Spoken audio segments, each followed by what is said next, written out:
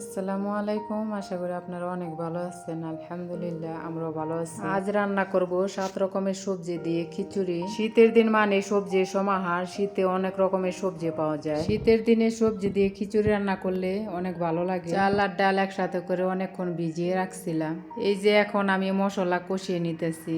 মশলা কষানো শেষ, এখন চাউল দিয়ে দিলাম। চাউল আর ডাল একসাথে কতক্ষণ কষিয়ে তারপর সবজি দিয়ে দিয়েছিলাম। সবজিটা দিয়ে তারপর কতক্ষণ কষিয়ে নিলাম। চাল ডাল আর সবজির কালারটা মাশাআল্লাহ অনেক সুন্দর লাগতেছিল। তারপর কতক্ষণ নেড়ে চেড়ে তারপর পানি দিয়ে দিলাম। খিচুড়িতে চাল ডালের চেয়ে বেশি ছিল সবজি। এখন আমি খাসির গোস্ত রান্না করে নেব। খাসির গোস্তর মশলা কষানো শেষ, এখন আমি গোস্ত দিয়ে দেব। খিচুড়ি রান্না করলে গোস্ত রান্না করে থাকি। খিচুড়িতে গোস্ত ছাড়া ভালো লাগে না। আমার খিচুড়িটা রান্না শেষ, এখন গোস্ত রান্না করে নিতেছি। গোস্তর পাশাপাশি থাকবে অনেক রকমের ভর্তা।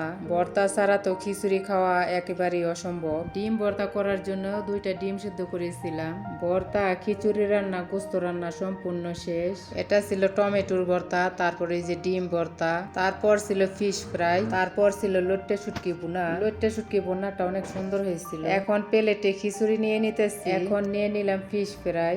প্রথম নিয়ে নিলাম টমেটোর ভর্তা, তারপর নিয়ে নিলাম সিম ভর্তা, একটু লেবু নিয়ে নিলাম, তারপর ডিম ভর্তা নিয়ে নিলাম। একটু একটু করে সব রকমের ভর্তাই নিয়ে নিলাম। এইখানে সবুজ কালার 2 রকমের ভর্তা, একটা হচ্ছে দুন্দুল ভর্তা আর একটা হচ্ছে লোবা আর সিম দিয়ে একসাথে করে ভর্তা বানিয়েছিলাম। ভর্তাটা খেতে অনেক মজা হয়েছিল মাশাআল্লাহ। এখন নিয়ে নিব খাসির গোস্ত। খাসির গোস্তটাও অনেক অনেক মজা হয়েছিল। ভর্তা, খিচুড়ি, গোস্ত সবকিছুই অনেক ভালো হয়েছিল মাশাআল্লাহ। আলহামদুলিল্লাহ। আজ এ পর্যন্তই। ভালো থাকবেন। ভালো লাগলে অবশ্যই সাপোর্ট করবেন।